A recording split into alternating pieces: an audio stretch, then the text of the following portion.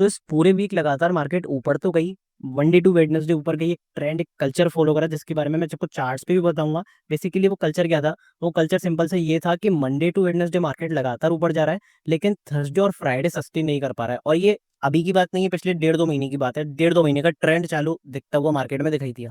आज same to same market ने वही करा। आपको मंडे टू वेडनेसडे मार्केट काफी बुलिश दिख रहा था, काफी बुलिश दिख रहा था, 25,000 के ऊपर भी क्लोजिंग करी, सस्टेन भी करा।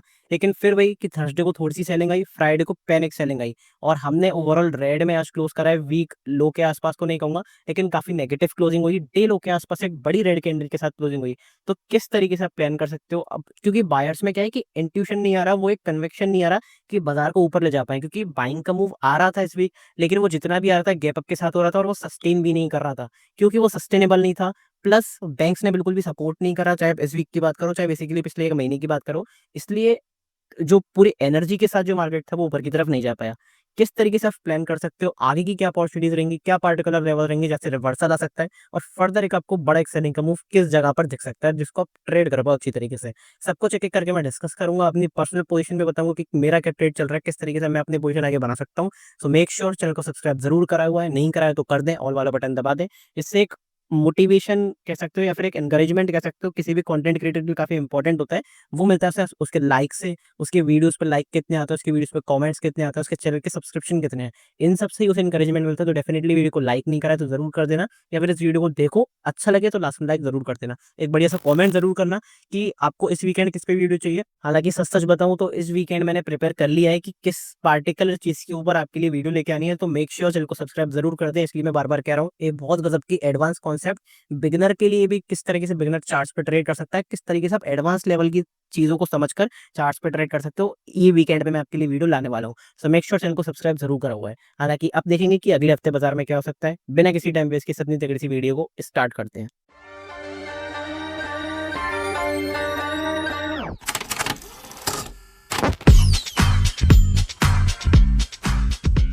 सबसे पहले वीकली टाइम फ्रेम की बात करता हूँ, तो वीकली टाइम फ्रेम पे अपने को एक कॉमन ट्रेंड दिखाई देगा।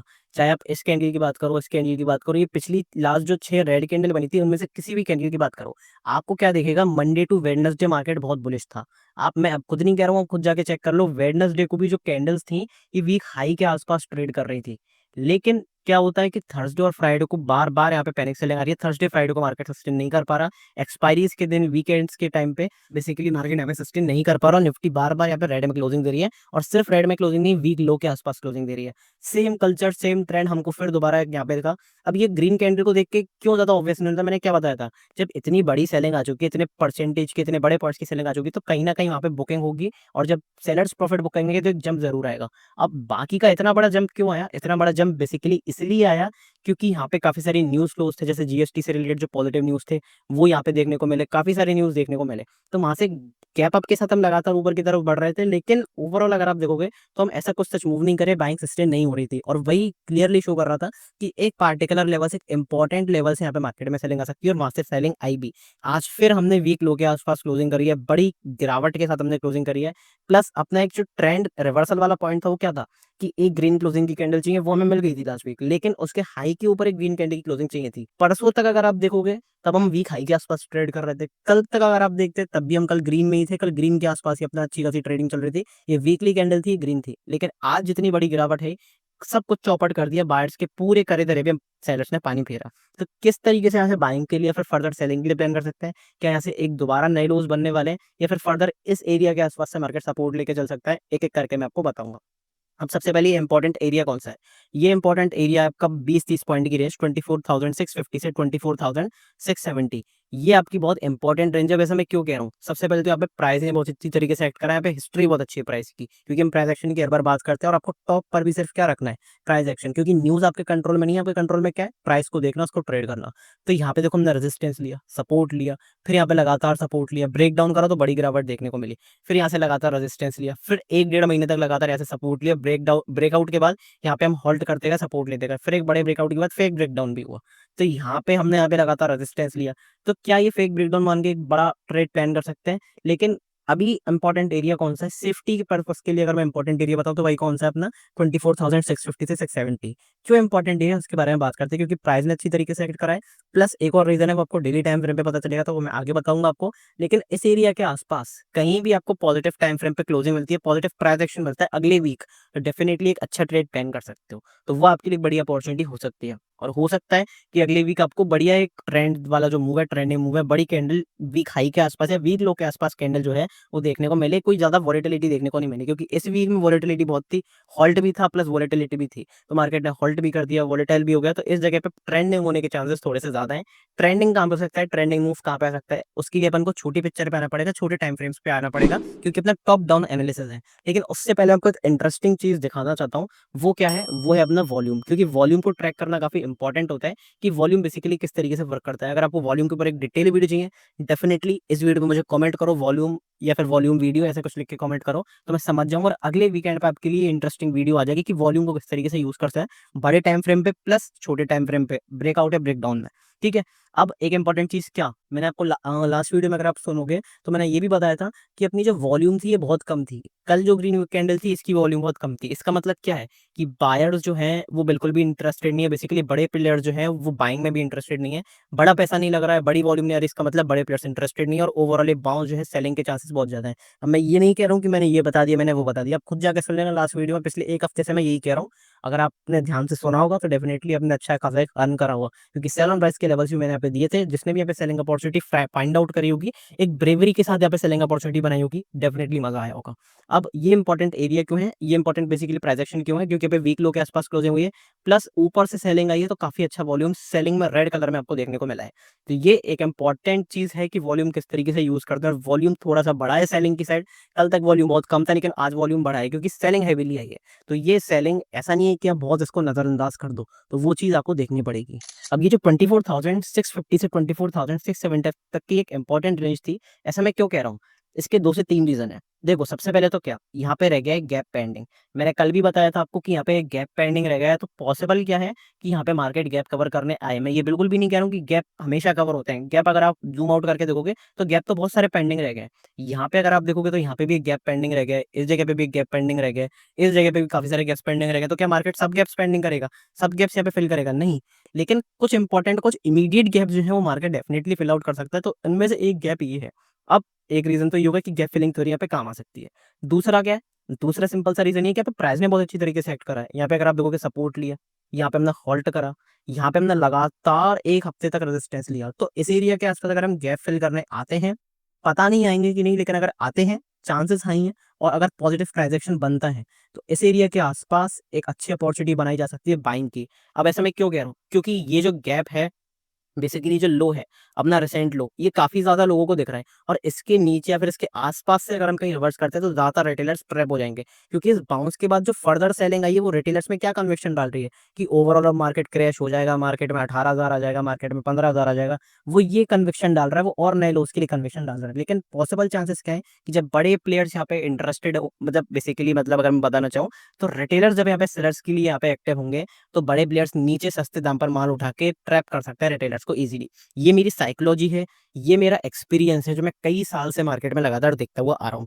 13 ईयर्स मुझे हो चुके हैं मार्केट में, जो नए व्यूअर्स मैं बता रहा हूँ, पुराने व्यूअर्स को तो बताइए। 13 ईयर्स मुझे मार्केट में हो चुके हैं, और काफी सारी चीजें मैं काफी सिनेरियोज देख चुका हूँ। उसके बेसिस पे मैं अपना पर्सनल एनालिसिस करता हूँ। मैं किसी को ज्ञान नहीं देने आया हूँ कि ये करो वो करो, मैं सिर्फ एनालिसिस बता रहा हूँ कि मुझे पर्सनली क्या लगता है। ठीक है। अब ये गैप फिल मुझे ऐसा लगता है हो सकता है।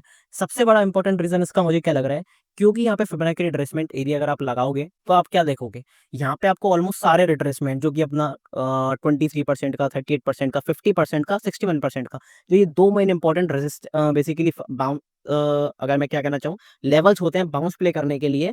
तो इसके नीचे अगर अपन निकल जाते हैं, क्लोजिंग कर देते हैं, तो मार्केट के पास कोई भी यहाँ पे एक नया ऑप्शन नहीं रहेगा बाइंग के लिए। तो वहां पे कहीं ना कहीं एक बड़ी सेलिंग आ सकती है। तो रिवर्स करना है अगर इस एरिया से कर सकते हैं, जो कि अपना कौन सा एरिया है, 24,650 से 70।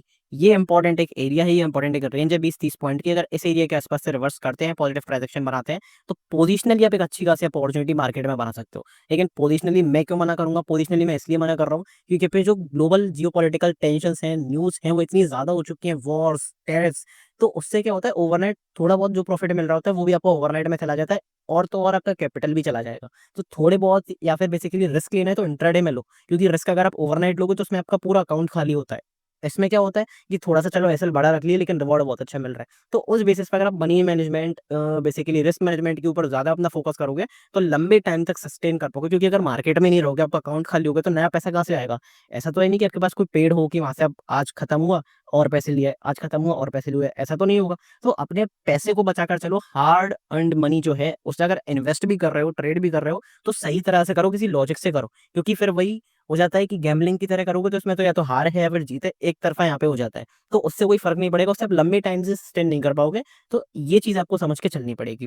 तो डेली टाइम फ्रेम पर हमने सिंपल सी एक चीज़ देख ली, प्लस यहाँ पे अगर फ्यूचर लगा के दिखाऊँ तो यहाँ पे भी आपको बड़ी कैंडल मिलेगी, बड़ा वॉल्यूम मिलेगा। तो यहाँ पे ये तो क्लियरली इंडिकेट कर रहा है कि यहाँ पे सेलर जो है बहुत इंटरेस्टेड है, और बड़े प्लेयर्स भी यहाँ पे इंटरेस्टेड है सेलिंग में, क्योंकि यहाँ पे बड़ा वॉल्यूम है। बड़ा वॉल्यूम कब क्रिएट होगा? बड़ा वॉल्यूम कब जब क्रिएट होगा? जब बड़ी पोजीशंस बनेंगी। ज़्यादा पोजीशंस कब बनेंगी? जब ज़्यादा यहाँ पे बेसिकली पैसा आएगा। ज़्यादा पैसा कब आएगा? जब बड़े प्लेयर्स इंटरेस्टेड होंगे, क्योंकि बड़ा पैसा तो बड़े प्लेयर्स के पास ही है, रिटेलर्स के पास तो है नहीं। तो ये आपको चीज़ें समझनी पड़ेंगी। अब बढ़ते हैं इंट्राडे के लिए, क्या गज़ब की अपॉर्चुनिटीज़ है, क्योंकि इंट्राडे में क्लियर कट ट्रेड आज देखने को मिल रही है। कल किसी ने वीडियो देखी होगी, तो इंट्राडे में बहुत तगड़ी ट्रेड आज उसने कैप्चर करी होंगी, और इंट्राडे में लगातार अच्छी अपॉर्चुनिटीज़ देखने को मिल रही हैं। तो बढ़ते हैं कि इंट्राडे में क्या अच्छी अपॉर्चुनिटीज़ हैं।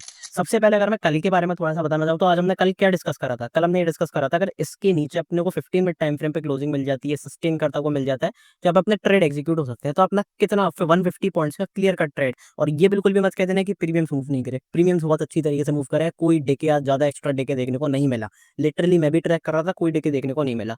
तो ये एरिया काफ़ी इंपॉर्टेंट था, ये एरिया बहुत इंपॉर्टेंट था, क्योंकि अपने प्रीवियसली यहाँ पे रेजिस्टेंस भी लिया था, और इस एरिया के नीचे जैसे ही निकले, एक पैनिक सेलिंग देखने को मिली। आज 213 पॉइंट निफ्टी यहाँ पे गिरी हुई है। किस तरीके से प्लान कर सकते हो इंट्राडे के लिए? चलिए एक-एक करके समझते हैं। सबसे पहले मैं बताता हूँ कि सेलिंग के लिए किस तरीके से प्लान कर सकते हो। सेलिंग के लिए आप प्लान कर सकते हो जो अपना प्रीवियस लो है उसके नीचे 24,850, इंपॉर्टेंट लो है 24,850। इसके नीचे अपने को क्या चाहिए? 15 मिनट टाइम फ्रेम पे एक नेगेटिव कैंडल की क्लोजिंग चाहिए। लो क्रॉस होता है, बिंदास होकर सेल कर सकते हो। क्रैश वाली सेलिंग बेसिकली, अगर मैं कहूँगा क्रैश से मतलब इंट्राडे में क्रैश, वो क्रैश मत समझ लेना कि 15,000 आ जाए, 18,000 आ जाए। नहीं तो उससे बड़ा, आपसे बड़ा फिर कोई बेवकूफ नहीं है। सॉरी लैंग्वेज के लिए, लेकिन बेसिकली मैं ये बताना चाह रहा हूँ कि क्रैश का मतलब सिर्फ ये नहीं होता कि आपको 2 तो 3,000 पॉइंट की क्रैश मिले।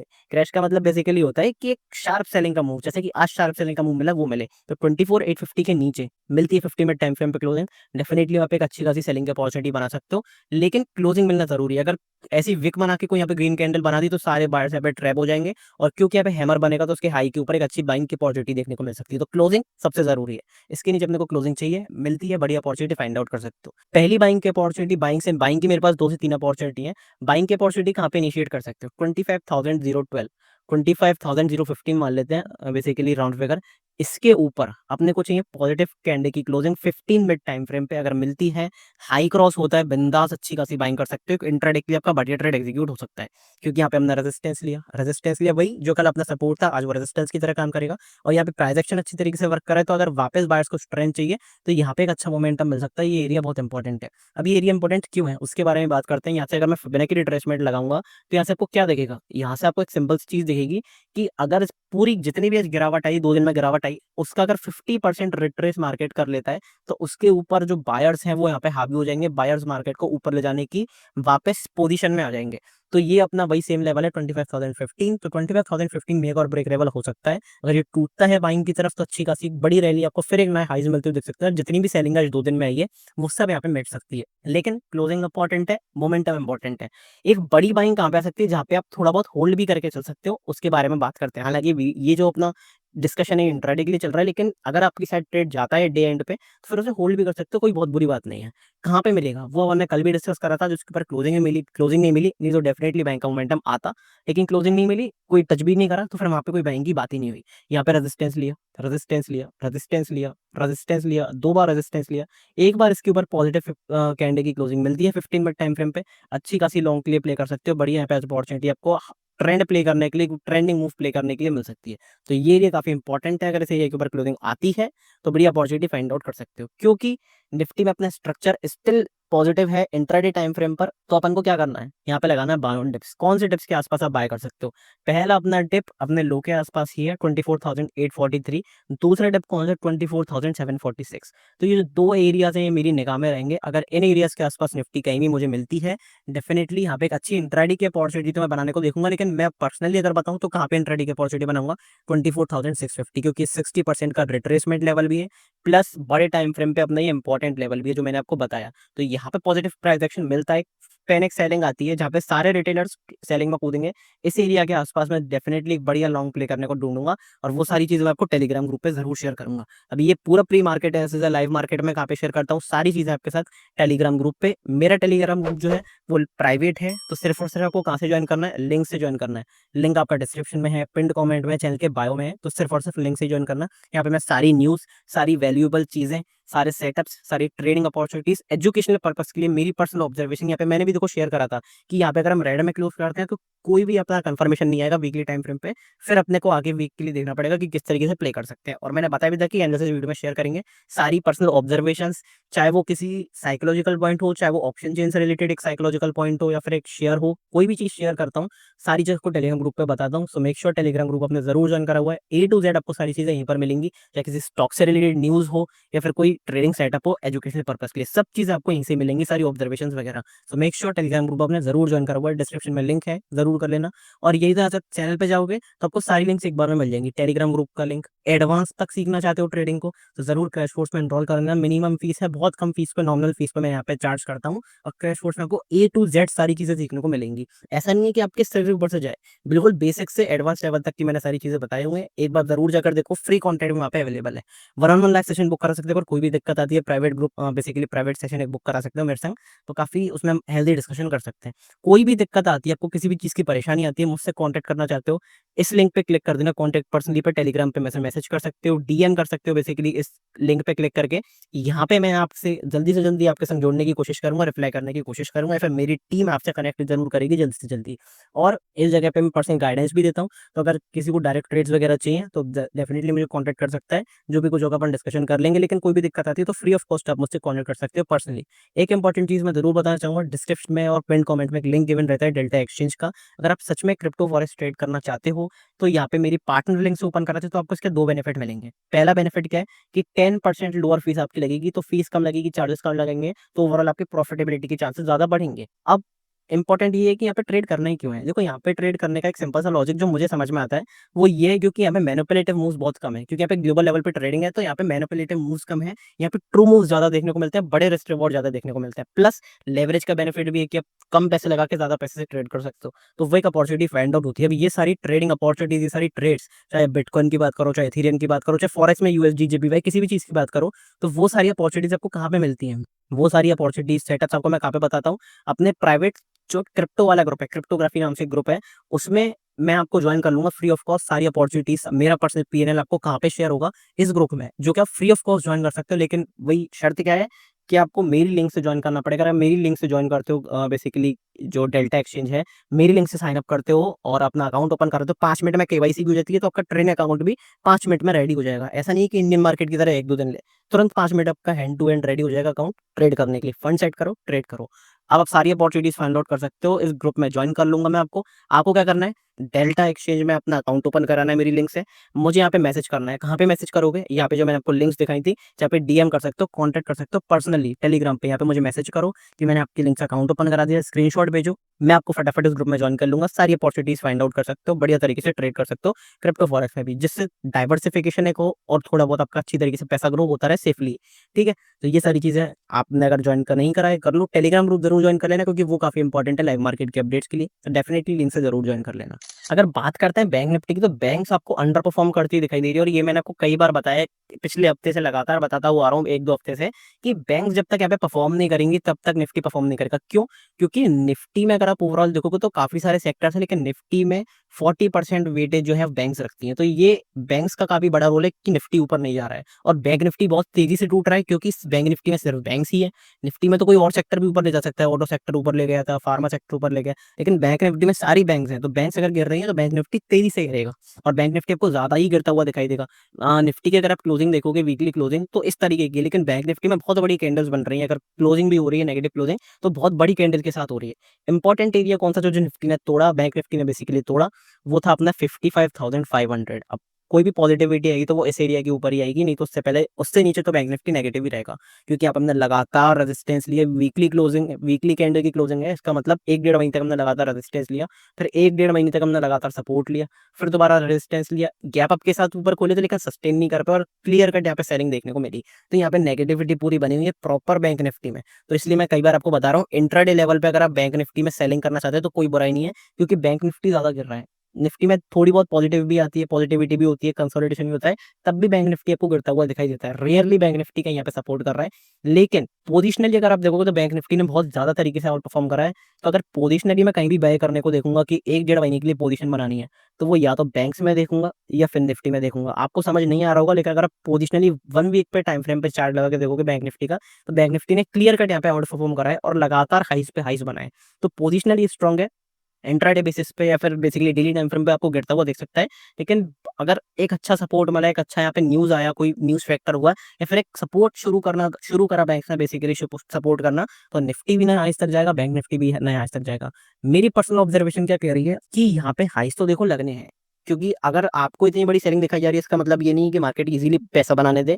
बड़े प्लेयर्स कहीं ना कहीं से कोई पार्टिकुलर लेवल से यहाँ पे बाइंग करने के लिए जरूर सोचेंगे। तो यहाँ पे क्या गेम प्लान हो सकता है, क्योंकि बैंक निफ्टी बहुत ज्यादा भग गई है, निफ्टी तब तक रन नहीं कराता, तो यहाँ पे क्या हो सकता है कि बैंक निफ्टी को तेजी से गिराया जा रहा है, निफ्टी को थोड़ा सा होल्ड में रखा जाएगा और धीरे गिराया जा रहा है। तो जब एक टाइम पे सिंक होंगे तो फिर ये दोनों एक तरीके से बढ़ेंगे।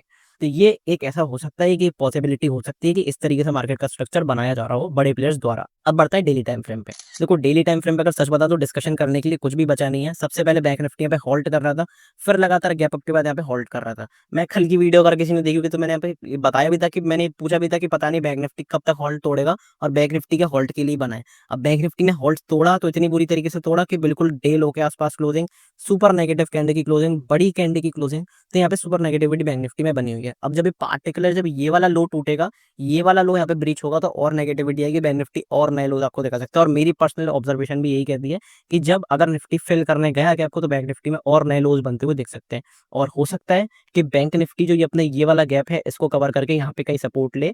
उसके बाद अपन को देखना पड़ेगा, आगे डिस्कशन करना पड़ेगा कि किस तरीके से यहाँ पे सपोर्ट मिलता है डेली टाइम फ्रेम पे, तो फिर यहाँ पे एक अच्छी पोजीशन बनाई जा सकती है। इंट्राडे बेसिस पर बात करूं तो बैंक निफ्टी हमने क्या डिस्कशन करा था कल, ये अपना कल का सपोर्ट था, इसके नीचे बैंक निफ्टी निकला तो 450 पॉइंट का क्लियर ट्रेड और प्रीमियम बहुत तेजी से भागे बैंक निफ्टी के। इसलिए मैंने बताया भी था कल, ये पॉइंट आउट भी करा था कि अगर सेलिंग प्लान करनी तो बैंक निफ्टी में करना, क्योंकि बैंक निफ्टी काफी इंपॉर्टेंट है, सेलिंग अच्छी तरीके से बैंक निफ्टी में आ रही है। तो ये एरिया इंपॉर्टेंट था अपना। कौन सा एरिया था? 55,555। अब यही सेम एरिया 55,555 अपना रेजिस्टेंस का रहेगा और प्रॉपर बाइंग लेवल रहेगा। इसके ऊपर अपने को पॉजिटिव कैंडल की क्लोजिंग चाहिए, अगर मिलती है, हाई क्रॉस होता है 15 मिनट टाइम फ्रेम पे, बिंदास होकर बाय कर सकते हो, क्योंकि ऐसे सपोर्ट लिया, रेजिस्टेंस लिया, रेजिस्टेंस भी लिया, फिर रेजिस्टेंस लिया, फिर दोबारा ऐसा सपोर्ट लिया, आज तोड़ा तो शार्प सेलिंग का मोमेंटम देखने को मिला। इसके ऊपर मिलती है पॉजिटिव कैंडल की क्लोजिंग, अच्छी तरीके से बाइंग अपॉर्चुनिटी फाइंड आउट कर सकते हो, लेकिन इसके ऊपर क्लोजिंग मिलना जरूरी है।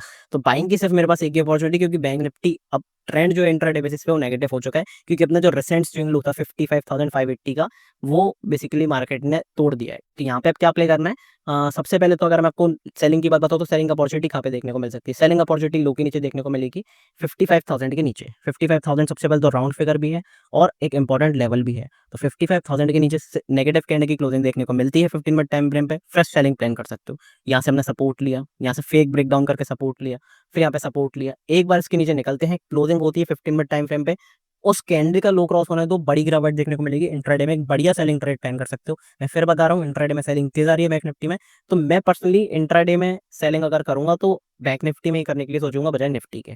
कौन से बाउंसेस पे सेल कर सकते हो? अब ये बाउंसेस मैंने कल भी बताया था, अगर आपको याद होगा तो पोजिशनली वाली, अगर किसी ने वो पहले देखा होगा तो मैंने बताया था कि पोजिशनली कहाँ से सेलिंग आ सकती है। और आज बेसिकली कल शुरू हो गई थी, लेकिन आज एक्जैक्टली उसका फॉलो थ्रू मोमेंटम आया कौन से बाउंस से? 55,953। आप कहाँ पे बाउंस पे सेल कर सकते हो? 55,556, 55,953। इन 2 एरियाज़ के आस-पास कहीं भी negative momentum, negative price action, negative candle की क्लोजिंग मिलती है, 15 मिनट टाइम फ्रेम पे लो क्रॉस होने दो, बेटर रिस्क रिवॉर्ड के साथ बिंदास होकर यहाँ पे सेलिंग अपॉर्चुनिटी फाइंड आउट कर सकते हो। ये एरिया आपके लिए काफ़ी परफेक्ट हो सकते हैं, प्रॉपर हो सकते हैं एक बढ़िया सेलिंग अपॉर्चुनिटी फाइंड आउट करने के लिए। सो अपन ने पूरा डिस्कशन कर लिया कि निफ्टी में किस तरीके से प्लान करना है, बैंक निफ्टी में किस तरीके से प्लान करना है। अगले वीक की जो मैं पर्सनल गेम प्लान वाली वीडियो लाता हूँ, वो ज़रूर आएगी। और इस वीकेंड पे एक बहुत इंटरेस्टिंग वीडियो आ रही है कि चार्ट्स को प्रो की तरह किस तरीके से आप रीड कर सकते हो, कितनी अच्छी तरीके से आप चार्ट्स को रीड कर सकते हो, उसके ऊपर एक स्ट्रॉन्ग, एक तगड़ी वीडियो आने वाली है। तो डेफिनिटली मेरे चैनल को सब्सक्राइब नहीं करा, ज़रूर कर देना। अगर ये एनालिसिस वीडियो अच्छी लगी हो, make sure to like it और एक बढ़िया सा कमेंट कर देना कि अगले वीकेंड पे आपको किसके ऊपर वीडियो चाहिए। उसके ऊपर मैं एजुकेशनल वीडियो ज़रूर बना दूँगा। मिलते हैं अगली वीडियो में टेलीग्राम पे लाइव मार्केट में, तो मेक श्योर टेलीग्राम ज़रूर जॉइन कर लो, लिंक डिस्क्रिप्शन में दिया हुआ है। टेलीग्राम पे मिलेंगे, तब तक के लिए goodbye. Thank you very much.